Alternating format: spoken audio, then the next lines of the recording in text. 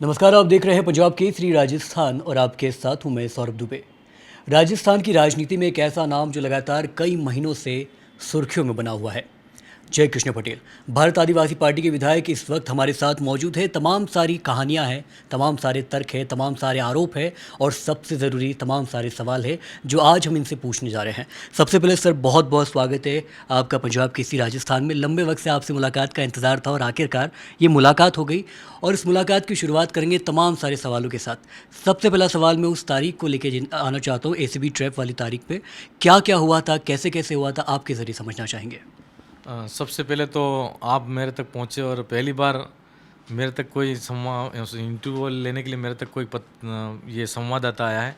तो मैं आपको सबसे पहले तो मेरी तरफ से और हमारी विधानसभा की जनता की तरफ से और हमारी पार्टी की तरफ से मैं खूब खूब धन्यवाद जोहार अर्पित करता हूँ। ये जो मामला था, जिस तरीके से आप बताना चाह रहे हो, पूछना चाह रहे हो, उस दिन भी मैं यहाँ पर वैसे ही मेरे काम के लिए आया हुआ था।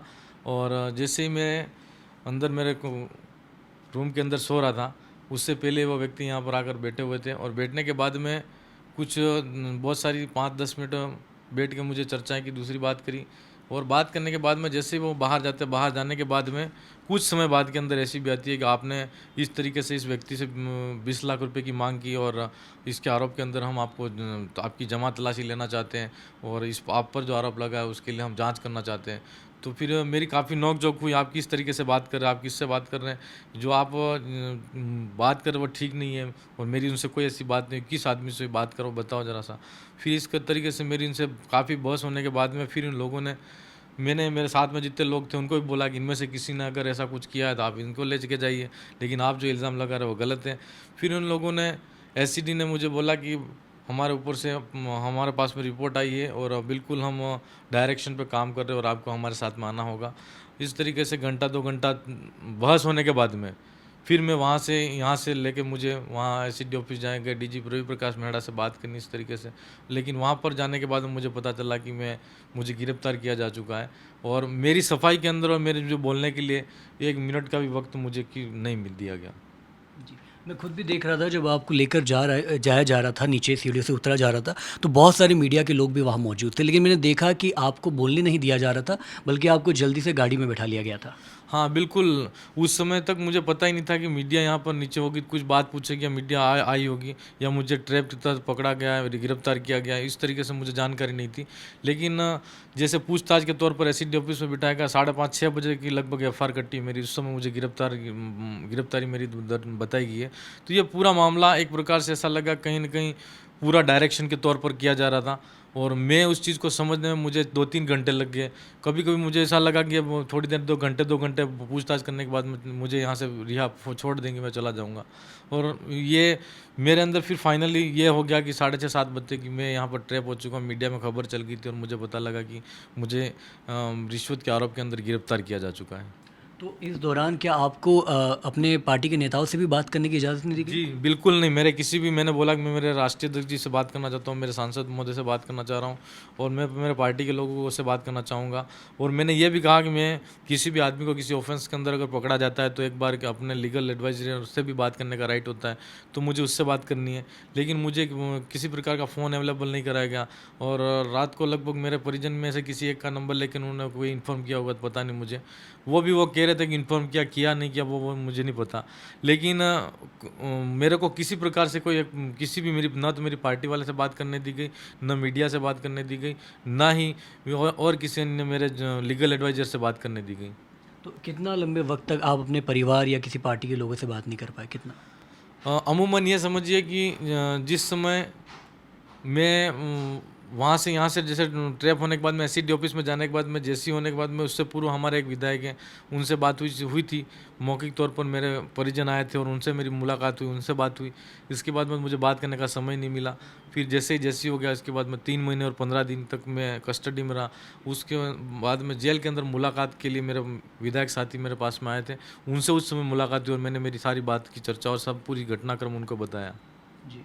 तमाम सारे सवाल और भी हैं परिवार से जुड़े हुए, आपकी पॉलिटिक्स से जुड़े हुए, लेकिन सबसे पहले मैं एक चीज़ ये भी बोलना चाहता हूँ कि आखिर क्यों आपने अपने विधानसभा क्षेत्र से बाहर जाकर ये सवाल पूछा? क्योंकि जो इस पूरे घटनाक्रम का मूल उद्देश्य है और मूल मंत्र है वो यही है कि आपने अपने विधानसभा क्षेत्र से बाहर जाके सवाल उठाया था। सबसे पहले तो मैं आपको बताना चाहूँगा कि राजस्थान विधानसभा के अंदर अगर कोई किसी भी विधानसभा क्षेत्र से कोई विधायक चुन के जाता है, तो अगर राज्य के किसी भी विधानसभा क्षेत्र के अंदर कोई जनता प्रताड़ित होती है, पीड़ित होती है और वो परेशान होती है, अगर वो किसी विधायक के पास में गुहार लेके आती है, मदद के लिए आती है, तो निश्चित तौर पर वो विधायक सोचेगा कि मैं इनके लिए कुछ करूं। तो मेरे पास में भी कुछ लोग आए जिनके माध्यम से मुझे पता चला कि क्षेत्र के अंदर अवैध तरीके से खनन हो रहा है और वहाँ पर माइनिंग की जा रही है, जिसके अंदर प्रशासन का और पूरे जो माइनिंग विभाग के लोग भी मिले हुए हैं, तो पूरा प्रशासन उनकी मदद कर रहा है।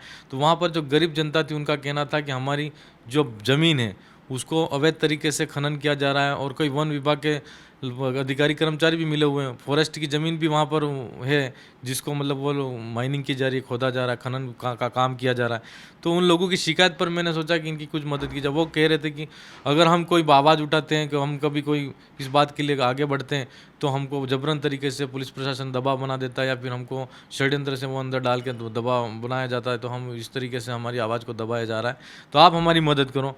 तो मैंने जो सवाल लगाया वो विधानसभा क्षेत्र से बाहर का सवाल जरूर था, लेकिन राजस्थान से बाहर का सवाल तो नहीं था। किसी भी विधानसभा के विधायक को ये अधिकार होता है कि राजस्थान उस जिस विधानसभा के अंदर बैठता है उस राज्य से संबंधित सवाल पूछ सकता है। मैंने औपचारिक तौर पर मैंने जानकारी मांगी थी, पूछा था।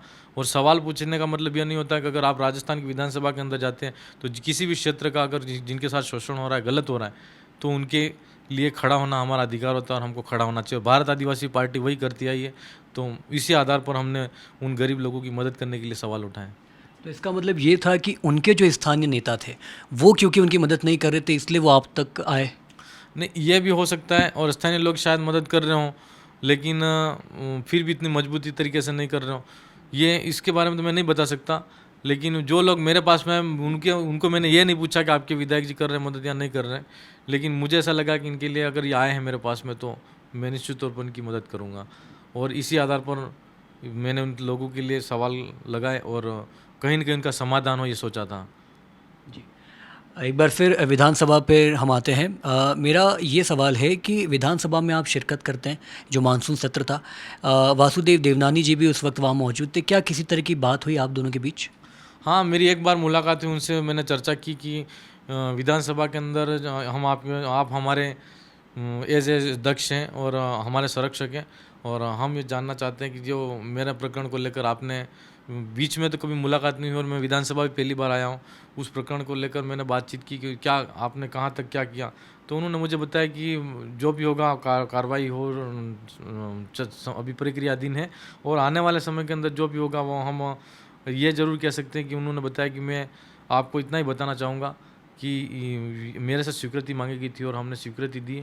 तो फिर मैंने भी यही बोला, लेकिन मुझे इस बात का दुख है कि एक बार कम से कम एज हमारे संरक्षक है तो मेरे को लेकर एक बार वो पूछते बताते, और जो मेरे वाक़या था जो सारा प्रशासन और सत्ता के माध्यम से जो जैसे SCD एक संस्था है, उनकी बात तो उन्होंने पूरा तरीके से सुना और मेरी बात को मतलब मैं चाहता था कि मेरा पक्ष भी एक पक्ष सुना जाए, एक पक्ष सुनकर ही पूरी कार्रवाई को नहीं किया जाए।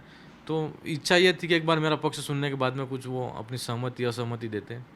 लेकिन मुझे लगता है सुना नहीं गया, आप ये कहना चाहते बिल्कुल ये तो नहीं कहूँगा, एज अब हमारे विधानसभा के अध्यक्ष हैं और उनका अधिकार है कि वो किसी भी निर्णय को लेने के लिए स्वतंत्र हैं।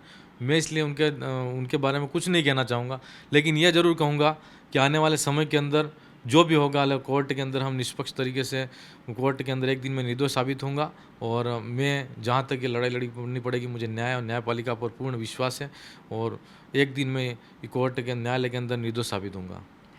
इसके अतिरिक्त भी किसी नेता से बात हुई, चाहे वो विपक्ष का हो या सत्ताधीश खेमे का हो, आपकी बात इस मामले को लेकर? सत्ताधीश खेमे के अंदर तो मेरी किसी से चर्चा नहीं हुई है और ना ही विपक्ष के किसी साथी से हुई, लेकिन जहाँ पर हम सदन के अंदर जब बैठते हैं तो काफ़ी सब विपक्ष के साथी जो कई कांग्रेस के नेता टीकाराम जी जूली, डोटासरा जी, उनसे मतलब ये उम्मीद मिलती है कि थोड़ा सा मतलब संघर्ष का दौर है, संघर्ष करना पड़ता है, राजनीति में सब होता है और आपको डरना नहीं है। इस तरीके से मुझे बात कह के संबल देते हैं, मुझे हिम्मत मिलती है।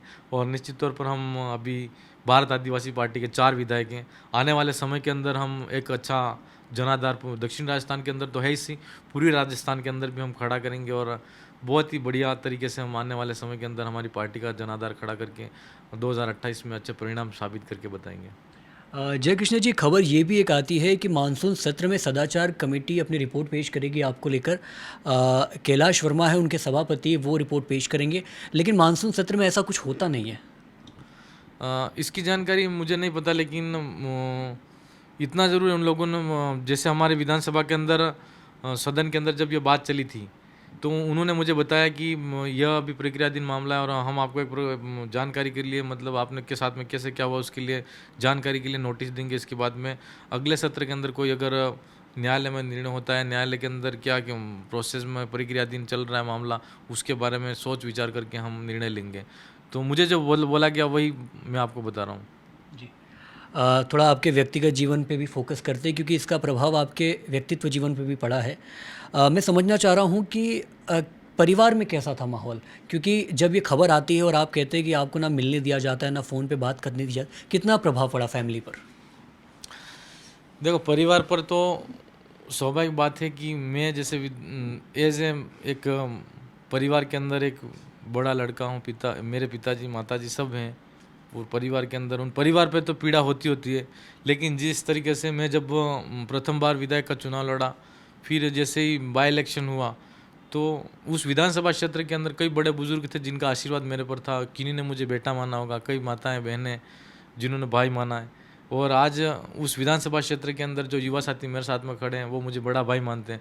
उनके दिलो दिमाग पर ये सवाल खड़ा हुआ होगा कि आज हमारे विधायक बनने के बाद में जो जनता द्वारा चुना गया विधायक को एक सत्ताधारी दल द्वारा संस्था होती है एसीडी, जिसके माध्यम से एक षड्यंत्र पूर्वक फंसाकर उसको अरेस्ट किया जाता है। तो ये कहीं ना कहीं ऐसा लगता है कि उस मेरी विधानसभा के अंदर 2,64,000 लगभग वोटर्स हैं और मुझे 1,22,000 वोट मिले, तो मेरी पूरी विधानसभा के ऊपर एक प्रकार से एक पहाड़ जैसा गिरा होगा। और आज कहीं न कहीं कितने 3-3.5 महीने तक जो काम बाधित थे वो काम बिल्कुल रुके हुए थे। तो उन कामों का काम जो रुके उनका जिम्मेदार कौन, ये सवाल खड़ा होता है हमारे सामने।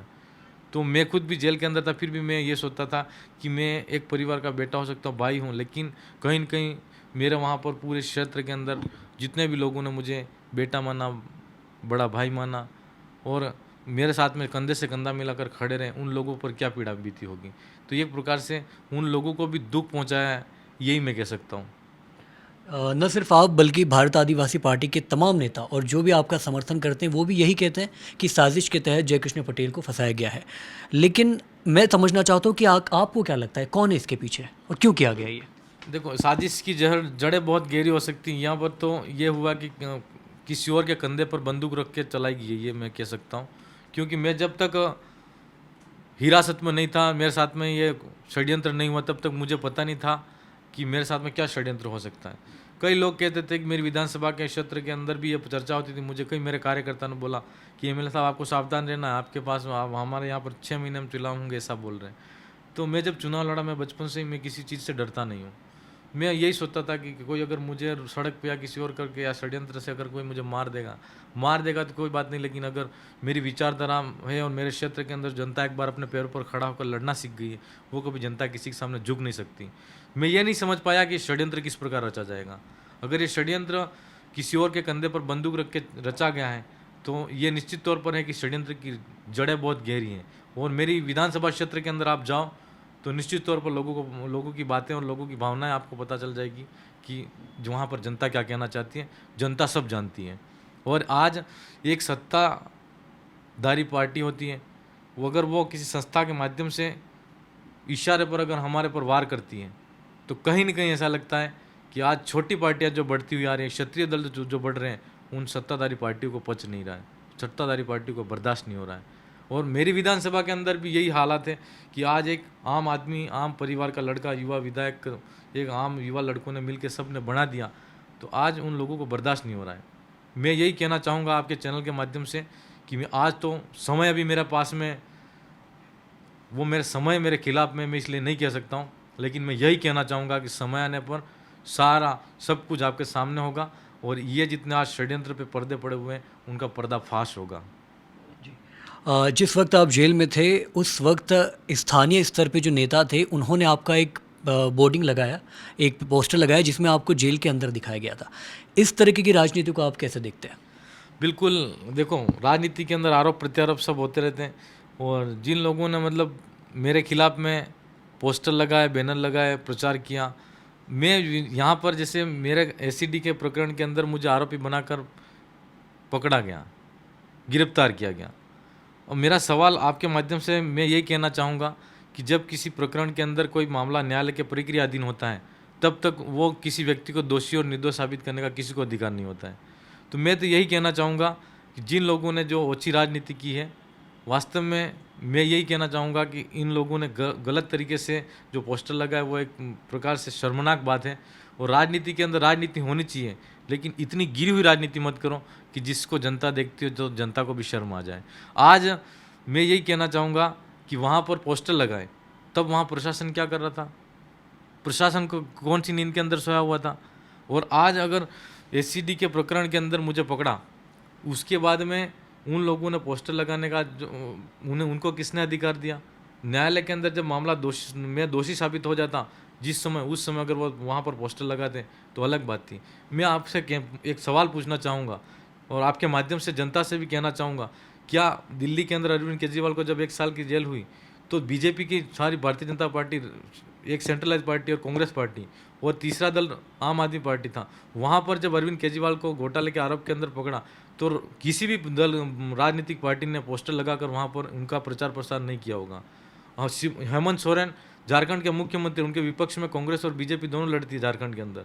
तो आज आप देखिए वहाँ पर भी किसी पार्टी के किसी राजनेता ने, जनप्रतिनिधि ने उन सीएम का पोस्टर नहीं लगाया। और आज एज ए एमएलए जिस विधानसभा के अंदर मैं आता हूँ, अगर वो मेरे पोस्टर लगाकर इतना दुष्प्रचार करने का प्रयास करते हैं तो उससे ओछी राजनीति और उससे घटिया राजनीति क्या हो सकती है? मैं ज़्यादा कुछ नहीं कहूँगा, लेकिन जिन ओहदों पर, जिन पदों पर वो इतने बड़े बैठे हैं, ऊँचे उठे हुए हैं और ऊँचे लोग हैं, तो उनको कम से कम थोड़े विचार भी ऊँचे रखना चाहिए। और राजनीति के अंदर बहुत मैं यही कहना चाहूँगा कि राजनीति के अंदर उनको थोड़ा धैर्य और संयम रखने की ज़रूरत होनी चाहिए थी और एक बार न्यायालय के निर्णय का भी इंतज़ार करना चाहिए था। क्योंकि बात राजनीति की हो रही है, इसलिए मेरा सवाल ये है कि ये जो पूरा घटनाक्रम है इसके बाद जयकृष्ण पटेल की व्यक्तिगत छवि पर और भारत आदिवासी पार्टी की राजनीति पर आपको क्या लगता है, क्या प्रभाव पड़ा होगा? देखो, मेरी व्यक्तिगत छवि तो ये है कि मैं यही कहना चाहूँगा कि आप जिस समय मैं जेल के अंदर 3 महीने और 15 दिन था और 3 महीने और 15 दिन के बाद में जब मैं रिहा होके मेरी विधानसभा क्षेत्र के अंदर गया, तो आपने सोशल मीडिया के माध्यम से ही देखा होगा। बात ये नहीं कि जयकृष्ण पटेल की छवि क्या है, मैं ये कहना चाह रहा हूँ आपसे बार बार कि आज दक्षिण राजस्थान के अंदर, कुछ मध्य प्रदेश, गुजरात के अंदर और पूरे भारत के अंदर कहीं न कहीं जो हमारी जो भारत आदिवासी पार्टी है वो बढ़ते हुए प्रभाव की ओर बढ़ रही है। तो जो बड़ी बड़ी पार्टियां हैं उन लोगों को हमारी पार्टी की बढ़ती हुई विचारधारा नहीं पच रही है और इन लोगों ने कहीं न कहीं किसी तरीके से पार्टी को बदनाम करने के लिए काम बार बार करेंगे। तो उन्होंने एक प्रकार से मुझे निशाना बना के मुझे टारगेटली फंसाया है। बाकी ये जो मैं वो मेरी भारत आदिवासी पार्टी को, हमारी पार्टी को बदनाम करने का एक षड्यंत्र है। तो मैं आपसे बार बार यही कहना चाहता हूँ कि मेरी विधानसभा के अंदर भी जब 3 महीने और 15 दिन रिहाई के बाद में वहाँ पर पहुँचे तो जो जोश, जो ताकत जनता के अंदर थी वो आप उसका अंदाज़ा नहीं लगा सकते। और मैं ये भी कहना चाहूँगा कि हमारी विचारधारा को कोई तोड़ नहीं सकता और हमारी विचारधारा को कोई डिगा नहीं सकता, कोई हमारी विचारधारा के व्यक्ति को कोई हरा नहीं सकता। क्यों? कि मैं बार बार कहता हूँ कि हमारी विचारधारा के अंदर कोई व्यक्ति चुनाव नहीं लड़ता, जनता चुनाव लड़ती है। एक और सवाल मेरा है कि अब जयकृष्ण पटेल राजनीति को लेकर कैसा सोचते हैं? क्या उन्हें लगता है कि अब विधायक बनकर या पॉलिटिक्स में प्रवेश करके उन्होंने बहुत बड़ी गलती कर दी? देखो, मैं एज ए सामान्य प्रवृत्ति का व्यक्ति हूँ, मुझे सामान्य सा जीवन पसंद था, लेकिन मैं ये मेरे जीवन के अंदर जब कभी भी किसी के साथ में गलत हुआ तो मैं हमेशा उस गलत होने वाले व्यक्ति के साथ में खड़ा रहा।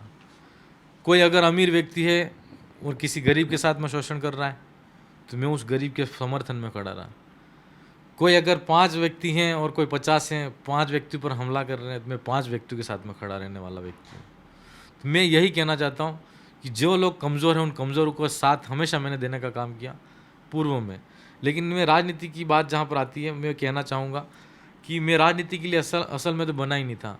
मेरा जीवन एक सामाजिक और एक बिल्कुल साधारण से परिवार के अंदर साधारण जीवन था। लेकिन मेरी विधानसभा की जनता ने, मेरे युवा साथियों ने, बड़े बुजुर्गों ने मुझे आशीर्वाद स्वरूप प्रेम दिया, भावनाएं दी, और मुझे विधानसभा के अंदर, जिसमें कभी कोई सोच ही नहीं सकता था कि इस विधानसभा के अंदर कोई जीतेगा, और वो जनता वहाँ पर, जनता ने खुद ने सोचा कि हमको जीतना है, हमको लड़ना है, और जो भावना लेकर उन लोगों ने वहाँ पर संघर्ष किया, और उनके संघर्ष की बदौलत मैं यहाँ तक पहुँचा और जीता हूँ। राजनीति में निश्चित तौर पर संघर्ष बड़ा होता है और उसके अंदर कई समस्या आती हैं। तो मैं तो यही कहना चाहता हूँ कि राजनीति, अगर सामाजिक जीवन जीने के बाद में अगर राजनीति में जा रहे हो, तो निश्चित तौर पर कुछ समय के लिए गंदी होती है, लेकिन कहीं ना कहीं ऐसा लगता है कि राजनीति गंदी है। अगर गंदे लोग भी वहाँ पर मौजूद रहेंगे, अगर वहाँ पर लड़ने वाले लोग और भिड़ने वाले लोग नहीं पहुँचेंगे, तो राजनीति सही नहीं हो सकती। इसलिए मुझे कतई नहीं लग रहा है, जो विश्वास और जो उम्मीद और जो भावनाएं मेरी विधानसभा की जनता ने मुझ पर जगाई है, निश्चित तौर पर मैं उनके साथ में कंधे से कंधा मिलाकर खड़ा रहूँगा, और आने वाले समय के अंदर जैसी भी समस्याएं जो भी आएगी, उनका मिलकर हम लोग सामना करेंगे।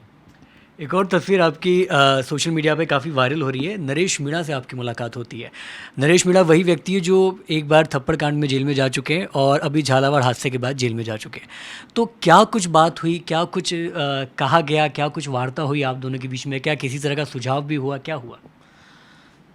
देखो, नरेश जी मीणा यहाँ पर आए थे, तो उनसे मेरी औपचारिक मुलाकात थी, और उन्होंने मुझे फ़ोन किया, कहाँ पर हो? तो मैंने बोला यहाँ पर हूँ, मैं मिलना चाहता हूँ भाई से। तो एज ए हम भाई के तौर पर मिलना था, आत्मीय मुलाकात थी, स्नेह वाली मुलाकात थी, प्रेम की मुलाकात थी हमारी। और मैं यहाँ पर आए तो बातें तो बहुत सारी हुई, लेकिन एक ही बात थी, उन्होंने भी हमारी तरफ से जो बातें हुई, उन्होंने एक ही पक्ष रखा कि हमको थर्ड फ्रंट के लिए अगर राजस्थान के अंदर लड़ना है तो हनुमान जी बेनीवाल, चंद्रशेखर आज़ाद और भारत आदिवासी पार्टी और राजकुमार जीरोत, उन सबको एक साथ में खड़ा होना चाहिए। अगर ये खड़े हो गए तो मैं झंडा आप उठाने के लिए तैयार हूँ। तो यहाँ पर जो बात हुई वो तो एक फॉर्मल सी औपचारिक बातें हुई हमारे बीच में, मजाक मस्ती वाली। लेकिन मैं यही कहना चाहूँगा कि नरेश जी मीणा थे, वो बहुत सही आदमी है। हाँ, उनका ये बात एक थोड़ा सा आक्रामक रवैया है, वो थोड़ा ये उनको थोड़ा सा मतलब मुझे लगता है कि आक्रामक रवैया का तेवर है, वो थोड़ा परिवर्तित करना चाहिए। बाकी दिल के बहुत सच्चे इंसान, अच्छे इंसान हैं, और हर गलत काम के लिए अगर किसी के साथ में अत्याचार शोषण हो रहा है, उनके साथ में लड़ने वाले हैं। तो आप झालावाड़ के अंदर देख लीजिए, कुछ समय पहले वो 8 महीने जेल के अंदर रहे। जेल में रहने के बाद में वो वापस जैसे ही रिहा होते हैं और झालावाड़ के अंदर 7 बच्चों की मौत हो जाती है, फिर धरने पर चले जाते हैं, और धरने के अंदर वहाँ जाने के बाद में ये नहीं सोचते कि मैं जेल से भी छूटा हूँ और फिर अरेस्ट हो जाऊँगा, और फिर उनको अरेस्ट किया जाता है। तो वो लड़ने वाले और भिड़ने वाले व्यक्ति हैं। लेकिन मेरा उनसे भी पर्सनली और आपके चैनल से भी और सभी दर्शकों से भी कहना यही है कि जब कभी समय हो, अगर सच्चाई की बात हो, सच्चाई की लड़ाई हो, तो कैसा भी जनप्रतिनिधि हो, चाहे वो चुना हुआ हो या जनता के बीच में रहने वाला हो, उसके साथ में कंधे से कंधा मिलाकर लड़ना चाहिए। और रही बात है दूसरी सारी कुछ मुलाकातें, राजनीतिक मुलाकातें, चर्चा परिचर्चा, वो तो समय आने पर देखेंगे कि हम क्या करते हैं क्या नहीं। अभी राजस्थान की राजनीति के अंदर युवा धमाल मचा रहा है, इतना ही कहूँगा मैं। इन दिनों आपकी जो नाराज़गी वो मीडिया से भी काफ़ी ज़्यादा स्पष्ट है, और स्पष्ट रूप से देखने को मिलता है कि मीडिया से थोड़ा सा आप गुस्से में रहते हैं। क्या कारण है? आपने ये सवाल किया, मैं यही कहना चाहूँगा कि मैं मीडिया से किस तरीके से नाराज़ हूँ। मीडिया मेरे से नाराज़ है। मैंने मीडिया के किसी भी साथी को गलत तरीके से कभी ना कुछ कहा है, ना किया है, ना ही मेरे द्वारा कभी कोई ऐसी बात उनको जो कही होगी जिनसे उनकी भावना आहत हुई होगी। लेकिन मीडिया की एक भूमिका होनी चाहिए कि जो भी बात है अगर किसी जनप्रतिनिधि की है, जनता की है, तो स्पष्ट तरीके से वो उनके उजागर करना चाहिए। आज मैं आपके चैनल से कहना चाहूँगा कि मीडिया के साथी मेरे से नाराज़ क्यों हैं, वो मेरा पहला सवाल है।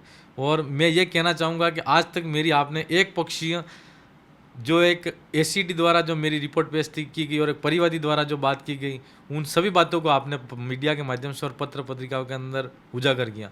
लेकिन मैं मीडिया के साथियों से कहना चाहूँगा कि आपने एक पक्षीय खबरें चलाई। मेरी खबर, मेरे बारे में, मेरा ये जो प्रकरण हुआ उसके बारे में मैं क्या कहना चाहता हूँ, ये कैसे पूरा मामला बना, उसके बारे में आपने तह तक जाने की कोशिश नहीं की। आज मैं कहना चाहूँगा कि जिस व्यक्ति पे ने आरोप लगाया कि मैंने 20 लाख रुपए की रिश्वत ली, अगर 20 लाख रुपए की रिश्वत में ले रहा हूँ तो मैं आपसे सवाल करना चाहूँगा कि जो आदमी भारतीय जनता पार्टी के टिकट से 2023 में चुनाव लड़ा, मैं उससे पैसा क्यों लूँगा? मीडिया ने यह नहीं, आज तक ये इस बात को उजागर नहीं किया। रही बात जय कृष्ण पटेल ने विधानसभा के अंदर ये सवाल उठाया कि यह यहाँ जो खनन का कार्य हो रहा है वो अवैध तरीके से हो रहा है, तो मीडिया के साथ आज तक कितने ऐसे मीडिया के संवाददाता और पत्रकार बंधु हैं जो मेरे सवाल को वहाँ पर जाकर तह तक पहुँचे और सवाल के बारे में जानकारी जुटाई। क्या वास्तव में जय कृष्ण पटेल ने सवाल उठाया वो सही है? क्या वहाँ पर अवैध खनन हो रहा है या नहीं हो रहा है? या जो व्यक्ति सरकार का विधायक का प्रत्याशी बन के लड़ता है या सत्ता का दारी पार्टी का कार्य करता है, अगर वो अवैध तरीके से काम करता है, गलत काम करता है, क्या सरकार उसको बचाएगी? मीडिया ने ये क्यों उजागर नहीं किया? और वहाँ पर जैसे आपने देखा होगा कि अवैध तरीके से माइनिंग हो रही है, फॉरेस्ट लैंड की ज़मीन पे वन विभाग द्वारा पूरी परमिशन दी जा रही है, जबकि एक कोई आम आदमी अगर वन विभाग के अंदर एक लकड़ी काट लेता है तो उसके सामने ये समस्या है कि उसको अरेस्ट किया जाता है, उसके खिलाफ एफआईआर चला जाती है। और आज उतना अवैध तरीके से कितनी माइनिंग हो गई, लेकिन इसके बारे में मीडिया ने कोई खबर नहीं चलाई। तो मैं मीडिया के साथियों से यही कहना चाहूँगा कि आप जो कर रहे हो करो, अच्छी बात है, लेकिन कम से कम जो सही हो उसको सही भी लिखो, और जहाँ पर अगर मेरा सवाल है उस सवाल के बारे में भी आप जानने की कोशिश करते हैं तो अच्छा बेहतर होता मेरे हिसाब से। तो मैं आपसे यही कहना चाहूँगा कि मेरा आपसे कोई शिकवा शिकायत गिला कुछ भी नहीं है, लेकिन जो खबर अगर हम स्वतंत्र आवाज़ के रूप में दक्षिण राजस्थान से भले ही जीत के आते हैं, लेकिन हम क्षेत्र के अंदर राजस्थान की प्रदेश की जैसी भी आवाज़ बनेगी जिनके साथ में दलित, शोषित, पीड़ित, सर्व समाज किसी के भी साथ में अगर गलत होगा तो हम निश्चित तौर पर हम उस आवाज़ को उठाने का काम करेंगे। आपसे मेरा यही गुजारिश है। धन्यवाद। आखिरी 2 सवाल बस। मैं समझ सकता हूँ कि काफ़ी ज़्यादा संवाद हो गया, काफ़ी लंबा हो गया, लेकिन जनता को लेकर आपका संदेश क्या होगा? जय कृष्ण पटेल का संदेश जनता के लिए क्या होगा? मैं प्रदेश की और राजस्थान प्रदेश की जनता से कहना चाहूँगा कि जब कभी भी हम आज़ादी के इतिहास से उठा के पूर्व में भी अगर देखते हैं तो जब कभी भी आम जनता के साथ में जब अत्याचार, शोषण होता आया है, उस समय जिस किसी ने भी आवाज़ उठाने का काम किया उसकी आवाज़ को दबाने का, कुचलने का काम हुआ है। वर्तमान में लोकतांत्रिक व्यवस्था के अंदर भी यह होना आम बात है। मैं आपसे यही कहना चाहूँगा कि इस जंग और जुल्म के अंदर, जंगे जुल्म के अंदर अगर हम ये आवाज़ उठाने का काम कर रहे हैं, हमारे साथ में कुछ भी हो सकता है। मैं आपसे यही कहना चाहूँगा कि इस संघर्ष की लड़ाई के अंदर हमारे साथ में खड़ा होना है और सही आवाज़ और सही बात के लिए हमेशा चाहे कोई भी हो उसके साथ में कंधे से कंधा मिलाकर लड़ने की ज़रूरत है। और इस समय के अंदर हम लोगों को कई जैसे वैचारिक रूप से हमको बांटा जाता है, पार्टी के नाम से बांटा जाता है। तो मैं आपसे यही कहना चाहूँगा कि यह हमको बंटने की ज़रूरत नहीं है, मिलकर लड़ने की ज़रूरत है। और आने वाले समय के अंदर जो ऐसी भी आवाज़ होगी, हम राजस्थान के अंदर, पूरे देश के अंदर भारत आदिवासी पार्टी स्वतंत्र तरीके से, बुलंद तरीके से हम दलित, शोषित, पीड़ित की आवाज़ उठाने का काम करेगी। और आप हमारे साथ में कंधे से कंधा मिलाकर जुड़िए। एक आखिरी सवाल, अब आगे जय कृष्ण पटेल के साथ क्या कुछ होने वाला है और क्या जय कृष्ण पटेल इसके लिए तैयार है? हाँ बिल्कुल, मेरे साथ में अगर जैसा भी होगा, मैं विधानसभा की जनता और तमाम कार्यकर्ताओं को भी कहता हूँ, मेरी भारत आदिवासी पार्टी के तमाम सभी कार्यकर्ताओं को भी कहना चाहूँगा कि कैसा भी हो, जैसा भी परिणाम होगा, मैं आज तक डरा नहीं हूँ, ना डरूँगा। लेकिन जब कभी भी अगर गलत कुछ भी होगा तो मैं उसके साथ में, उसके खिलाफ में बुलंद तरीके से मेरी आवाज़ उठाने का काम करूँगा। दलित, शोषित, पीड़ित के साथ में खड़ा होने की पूरी कोशिश करूँगा। और मैं यही कहना चाहूँगा कि मेरे साथ में अगर कैसा भी होगा, जो भी कुछ होगा, मैं उसका सामना करने के लिए तैयार हूँ। और मुझे आज आपके चैनल के माध्यम से कहना चाहूँगा, मुझे भारत के संविधान पर, न्यायपालिका पर और कानून पर पूरा भरोसा है। सत्य परेशान हो सकता है लेकिन पराजित नहीं होगा, और आने वाले समय के अंदर मैं निर्दोष साबित होऊंगा। धन्यवाद। बहुत बहुत शुक्रिया जय कृष्ण पटेल जी हमारे साथ बात करने के लिए। पंजाब केसरी राजस्थान ने एक प्रयास किया, एक कोशिश किया कि कहानी का दूसरा पहलू भी सवालों के ज़रिए आप तक पेश किया जाए। हमारे साथ मौजूद थे बागीदोरा विधायक जय कृष्ण पटेल जी। तमाम सारी खबरें थी इनको लेकर, तमाम सारी जो तर्क और विवाद और तमाम सारे जो आरोप लगातार मीडिया में खबरों के ज़रिए आप तक सामने आ रहे थे, उनको भी परखने का, समझने का हमारा एक छोटी सी कोशिश थी ये। बाकी पंजाब केसरी राजस्थान के इस एक्सक्लूसिव इंटरव्यू को लेकर आप क्या कुछ बोले, जय कृष्ण पटेल जी के जितने तमाम बयान थे, तर्क थे, उनको लेकर आपका क्या कुछ कहना था, आप कमेंट में बताइए। मैं सुनिश्चित करूंगा कि जय कृष्ण पटेल जी को ये सारे कमेंट जो हैं, ये सारे जो आपके तर्क हैं, प्रतिक्रियाएं हैं, वो जय कृष्ण पटेल जी को सुनाया जाए, समझाया जाए और बताया जाए कि देखिए जनता क्या सोचती है, आपके समर्थक क्या सोचते हैं, आपके विरोधी क्या सोचते हैं। बाकी देखते रहिए पंजाब केसरी राजस्थान। पंजाब केसरी राजस्थान न सिर्फ इस खबर को बल्कि प्रदेश भर की और देश भर की तमाम छोटी बड़ी खबरें आपको यूं ही कैमरे के जरिए, तस्वीरों के जरिए, माइक के जरिए आपके सामने पेश कर रहा है। देखते रहिए पंजाब केसरी राजस्थान। मेरे साथ थे मेरे कैमरे सहयोगी मोहित जी और मैं सौरभ दुबे, जयपुर से। एक बार फिर से नमस्कार।